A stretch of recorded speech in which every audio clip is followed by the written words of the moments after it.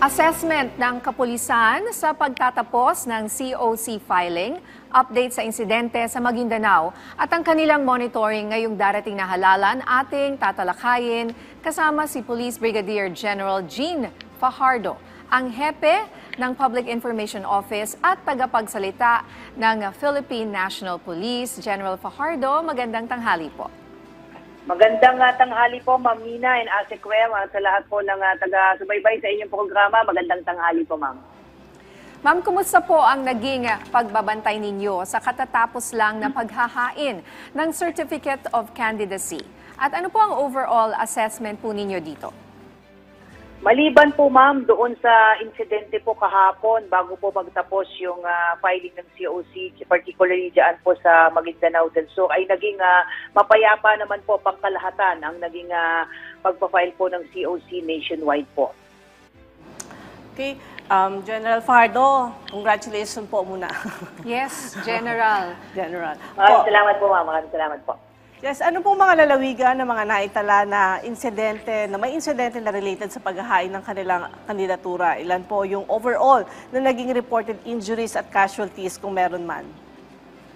May naitala po tayo, Ma'am, kahapon po, Ma'am, particularly, Ma'am, dyan po sa may Sharif Agwak, dyan po sa Maguindanao del Sur, mga bandang tanghali po kahapon ay nagkaroon po ng insidente po dyan kung saan may naitala po tayo na 6 na biktima, isa po ang patay, samantalang yung 5 naman po ay sugatan at kasalukuyan pong nasa ospital as we speak po.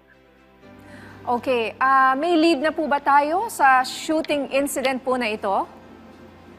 Under investigation pa rin po, Ma'am, pero ang lumalabas po sa investigation po ng Maguindanao del Sur ay may magkabilang grupo po, particularly, Ma'am, yung supporters po ng incumbent mayor at yung kabilang grupo naman po ay galing di umano po doon sa makakalaban po niya sa pagka-mayor na nag-file po ng kanyang kandidatura kahapon po. So under investigation po itong kaso po na ito, Ma'am. Okay, Ma'am, sa ibang usapin po, bilang bahagi ng inyong pagbabantay ngayong darating na eleksyon, ano po sa ngayon yung identified ng PNP bilang election hotspots or areas of concern? Sa ngayon po, Ma'am, ay initially meron na pong initial list po ang PNP na as of September 6 ay meron na po tayo na mga potential na mga election areas of concerns, bagamat hindi po natin pa inilalabas po yung listahan po na yan dahil dadaan pa po ito sa proseso, particularly yung joint validation po ng Joint Security Coordinating Council na pangungunahan po ng mga election na directors at PNP and AFP sa mga rehiyon.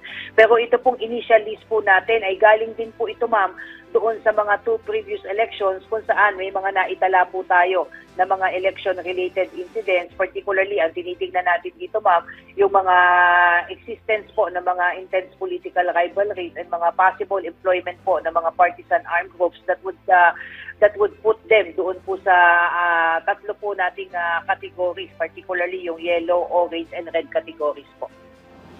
So ano po ang mga hinandang protocols at procedures ng PNP para maiwasan ang anumang uri ng karahasan ngayong darating na 2025 elections? Bago pa lamang po, Ma'am, magsimula yung filing ng COCs ay naglagay na po tayo ng mga border controls at mga strategic checkpoints po natin at minaximize po natin yung mga police visibility and presence po natin doon sa paligid at malalapit na areas sa mga COMELEC offices. At bilang paghahanda nga rin po ay yung ating mga pulis na nakadeploy po as mga protective security details sa ating po mga kakandidato po sa darating po na eleksyon sa susunod na taon ay isa-isa na po nating i-recall yan bilang paghahanda po natin at masiguro na hindi po magagamit ang ating mga pulis para po ma-influensyahan po yung darating na eleksyon. At maliban po doon ay masusi po nating binavalidate yung mga existence po ng mga local terrorist group, particularly doon sa mga areas na may mga history na po ng mga election-related incidents po. Okay, sa ibang usapin naman po, General Fajardo, may tanong po ang ating kasamahan sa media na si Manny Tupas ng The Philippine Star. Tungkol ito dun sa claim ni textbook scam suspect Mary Ann Maslog na she was tapped by PNP Intelligence Group to serve as envoy sa camp ni Alice Guo para kumbinsihin siyang sumuko. So hanggang saang level po ba ang participation niya sa efforts para makuha raw si Guho?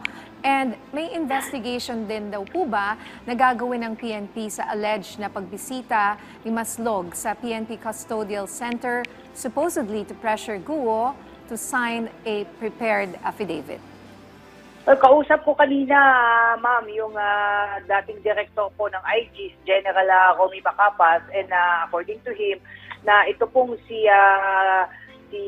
Miss Maslog po ay nagbigay at voluntaryo nagbigay po ng ilang information na sinasabi na posibleng makakapagbigay po sa atin ng ilang information para po mahuli po natin siya nung siya po ay nagtago sa ibang bansa. But as to her other allegation po ay pinapupulaanan po yan ni General Macapas po. At yung supposedly pagbisita po niya doon sa custodial facility kung saan naditini po si Alice Guo, bagamat sinabi po mismo ni General Macapas kahapon during Senate hearing na alam po niya yung pagbisita, but this is only limited doon pa sa mga ibang information na gusto po nilang makuha po kay Miss Alice Guo, particularly yung kung sino-sino po ba yung mga tumulong sa kanya o paano po siya nakalis ng bansa. Other than that po ay wala na pong ibang sinabi po si General Macapas.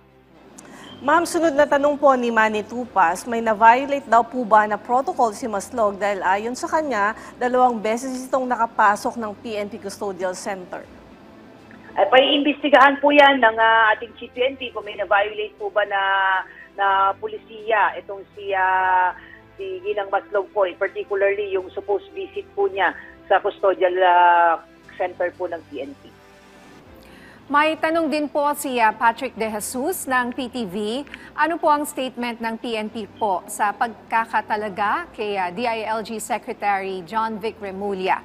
At ano rin po ang reaksyon ng PNP sa sinabi ni Secretary na tatanggalin ang palakasan system daw sa promotion ng mga pulis? Unang-una po, ma'am, ay we welcome po yung bagong talaga po ng ating kalihim at nasabi na po natin ito na kung ano man po yung suporta na ibinigay natin doon sa mga nakakaang kalihim po. Ayun po yung i-expect din po na suporta ng ating bagong kalihim sa PNP. At doon naman po sa mga iba pang mga issue ay we want to assure po yung ating bagong kalihim. The PNP will be 100% behind him at kung may mga pulisiya po siya at mga programang ipatutupad para mas lalo po mag-improve po yung ating pagbigay po ng serbisyo ng ating mga kababayan. Open po tayo at susunod po tayo dyan. Okay ma'am, mensahe niyo na lang po sa ating mga kababayan ngayong darating na halalan. Unang-una po, ma'am, ay nagpapasalamat po tayo sa ating mga kababayan dahil naging mapayapa naman po pangkalahatan yung pagpapile po ng COC at sana po ay magtuloy-tuloy po yung ganito pong trend hanggang matapos po yung eleksyon at muli dating hihingin yung kanila pong kooperasyon at tulong para sama-sama po nating masiguro na magiging mapayapa, maayos at credible po yung darating na eleksyon at malapit na rin po yung undas at syempre po yung ating holiday season. Pagtulungan po natin na masiguro na magiging ligtas po yung pagsulubong natin ng undas. Siyempre po itong papalapit po na holiday season. Maraming salamat po sa inyong oras. Police Brigadier General Jean Fajardo, ang hepe ng Public Information Office at tagapagsalita ng PNP. Maraming salamat, ma'am, at magandang tanghali po.